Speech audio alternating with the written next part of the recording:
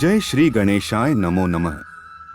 भाद्रपद माह के शुक्ल पक्ष की पूर्णिमा तिथि को भाद्रपद पूर्णिमा व्रत रखा जाता है और स्नान करके दान पुण्य करते हैं। नमस्कार दोस्तों, सुनो सिर्फ इसको चैनल पर आप सभी का स्वागत है। अगर आप मेरे चैनल पर नए हो तो चैनल को सब्सक्राइब कर ले ताकि ऐसी लेटेस्ट वीडियो आप तक सबसे पहले पहुंचे। धन्यवाद। लेकिन इस साल भाद्रपद पूर्णिमा व्रत और भाद्रपद पूर्णिमा का स्नानदान अलग अलग दिन है। इस दिन व्रत रखते हैं और रात के समय में चंद्र देव की पूजा करके अर्घ्य देते हैं। इससे कुंडली में चंद्रमा की स्थिति मजबूत होती है और चंद्र दोष भी दूर होता है। इस दिन सत्यनारायण भगवान की पूजा करते हैं और कथा का आयोजन करते हैं। इससे घर में सुख और समृद्धि आती है। रात्रि के समय में माता लक्ष्मी की पूजा करने का भी विधान है। केंद्रीय संस्कृत विश्वविद्यालय पुरी के ज्योतिषाचार्य डॉक्टर गणेश मिश्र से जानते हैं कि भाद्रपद पूर्णिमा व्रत कब है। भाद्रपद पूर्णिमा का स्नान और दान किस दिन होगा। भाद्रपद पूर्णिमा 2023 की सही तिथि क्या है।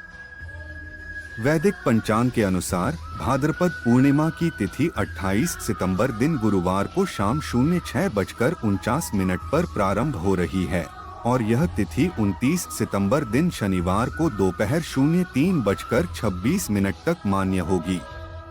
कब है भाद्रपद पूर्णिमा व्रत 2023। पंचांग आधारित पूर्णिमा की तिथि के अनुसार भाद्रपद पूर्णिमा का व्रत 28 सितंबर गुरुवार को रखा जाएगा, क्योंकि पूर्णिमा तिथि में चंद्रोदय 28 सितंबर को हो रहा है, जबकि 29 सितंबर का चंद्रोदय आश्विन की प्रतिपदा तिथि में होगा। 28 सितंबर को चंद्रोदय शाम 5:42 PM पर होगा। भाद्रपद पूर्णिमा 2023 का स्नानदान कब है।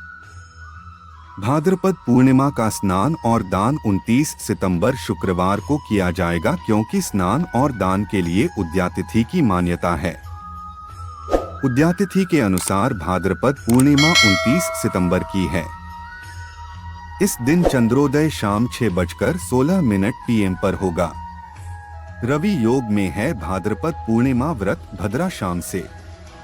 इस बार का भाद्रपद पूर्णिमा व्रत रवि योग में है। इस दिन सुबह 06:12 से रवि योग शुरू हो रहा है और यह रात 01:48 तक रहेगा। हालांकि इस दिन पंचक पूरे दिन है। भाद्रपद पूर्णिमा व्रत वाले दिन शाम 06:49 से भद्रा लग रही है, जो अगले दिन सुबह 05:06 तक है। भाद्रपद पूर्णिमा कथा। भाद्रपद पूर्णिमा के दिन उमा महेश्वर व्रत करने का भी विधान बताया गया है। धर्म शास्त्रों में इस पूर्णिमा के दिन भगवान शिव और माता पार्वती की पूजा की जाती है। इसके साथ ही रात्रि के समय जागरण करना चाहिए।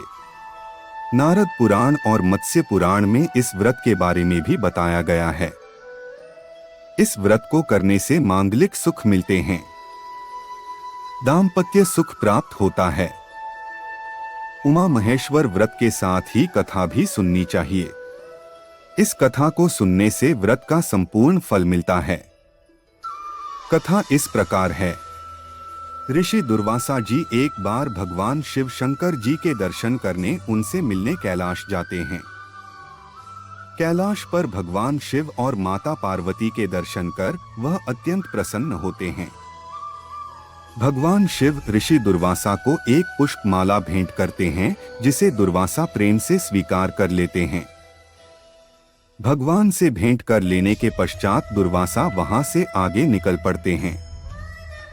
मार्ग में वह भगवान श्री विष्णु जी के दर्शन के लिए भी उत्सुक होते हैं और उनसे मिलने के लिए विष्णु लोक जाने के लिए आगे निकल पड़ते हैं, लेकिन तभी उनकी भेंट इंद्र से होती है। तब दुर्वाजी भगवान शिव द्वारा उन्हें प्रदान की हुई माला वह इंद्र को भेंट दे देते हैं। इंद्र अपने अभिमान में उस माला को अपने वाहन रावत हाथी को पहना देता है। ऋषि दुर्वासा यह सब देखकर क्रोधित हो उठते हैं। उन्हें यह कार्य अच्छा नहीं लगता है और दुर्वासा क्रोधित स्वर में इंद्र को कहते हैं कि तुमने महादेव शिव शंकर जी का अपमान किया है। इससे तुम्हें लक्ष्मी जी छोड़कर चली जाएंगी और तुम्हें इंद्रलोक और अपने सिंहासन को भी त्यागना पड़ेगा। यह सुनकर इंद्र जी ने ऋषि दुर्वासा जी के समक्ष हाथ जोड़कर क्षमा याचना करी और इस श्राप से मुक्त होने का उपाय पूछा।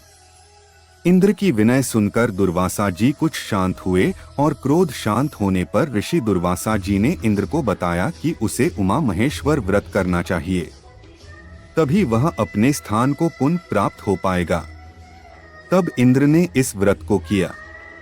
उमा महेश्वर व्रत के प्रभाव से लक्ष्मी जी समेत सभी वस्तुएं जो उनसे छिन गई थीं सभी की प्राप्ति होती है।